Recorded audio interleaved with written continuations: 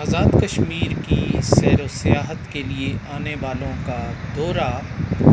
ٹیٹوال کے ذکر اور ٹیٹوال پر ٹھہر کر کچھ دیر کے لیے رکے بغیر مکمل ہی نہیں ہوتا۔ یہ وادی نیلم کے ابتدا کا وہ گاؤں ہے کہ جو آزاد کشمیر کی بجائے مقبوضہ کشمیر میں ہے، یعنی کنٹرول لائن کی دوسری جانب ہے۔ چلیانہ کے مقام پر یہ دریا کے دوسرے کنارے پر ٹیٹوال کا ایک تاریخی قصبہ اور تاریخی گاؤں ہے۔ پہلے جو نیلم کا علاقہ تھا جو آزاد کشمیر میں ہے، وہ بھی تحصیل کرنا کا حصہ تھا، یعنی اس کا جو تحصیل ہیڈ کوارٹر تھا وہ کنٹرول لائن کی دوسری جانب رہ گیا، اور اس کے بعد پھر اسے جب تقسیم ہو گئی، ایل او سی قائم ہو گئی، تو پھر اس کی نئی انتظامی تقسیم کر دی گئی۔ تو ٹیٹوال کا قصبہ کئی حوالوں سے مشہور ہے۔ ایک تو یہ بہت تاریخی قصبہ ہے، بہت پرانا قصبہ ہے، قدیمی قصبہ ہے، اور ایک گزرگاہ رہی ہے اس ریجن کی سری نگر کی طرف جانے کے حوالے سے۔ پھر اس قصبے کو اور آزاد کشمیر کو جو کنٹرول لائن ہے وہ بڑے دلچسپ انداز میں الگ کرتی ہے، یعنی وہ کنٹرول لائن کا ایک نیا انداز یہاں سامنے آتا ہے، اور وہ نیلگوں دریائے نیلم ہے جسے اس جانب کشن گنگا کہا جاتا ہے۔ یعنی یہاں جو دریا ہے وہ ایک دیوار بن کر کھڑا ہے، اور دریا کی یہ دیوار نہ تو کوئی پاٹ سکتا ہے، نہ اسے عبور کر سکتا ہے، اور اس کو عبور کرنے کے لیے صدیوں کا سفر اور دوری اور کرب اور عذاب برداشت کرنا پڑتا ہے۔ اور یہاں جو یہ قصبہ ہے آج کے موسم میں، یعنی مئی کے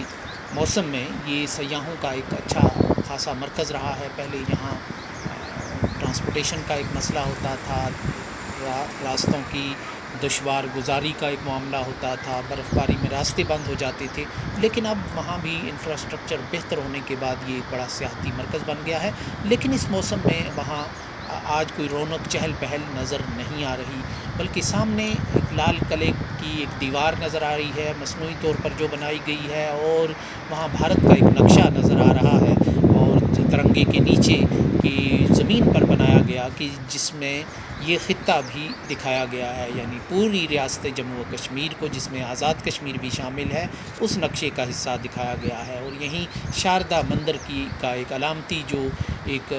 ماڈل ہے وہ بھی تیار کیا گیا ہے۔ اور یہ جو علامتیں ہیں یہ آزاد کشمیر کے مستقبل کے حوالے سے بہت اہمیت کی حامل ہیں، کہ بھارت کا جو کلیم ہے آزاد کشمیر پر وہ اب بھی قائم ہے، اور وہ اس کو ایک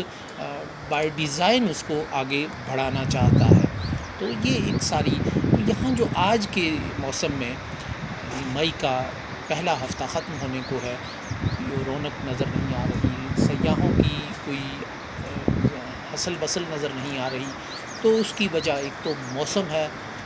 کہ وہاں بھی راستے بند ہیں حالیہ بارشوں کے نتیجے میں، اور دوسرا انتخابات کی بھی کوئی ہلچل وہاں نظر نہیں آ رہی، کوئی پوسٹر بینر دکھائی نہیں دے رہے۔ بڑی کوشش کی ہم نے چلیانہ میں تھوڑی دیر رک کر، کہ یہ بڑا ہمارا ایک ارمان ہوتا تھا ایک دور میں کہ ہم اس جگہ کھڑے ہو کر یہاں دیکھیں، لیکن کبھی تو فائرنگ کا خطرہ ہوتا تھا، کبھی ویسے ہی ایک ٹینشن ہوتی تھی ہمیں، اس جانب کی جو فورسز تھیں وہ تصویر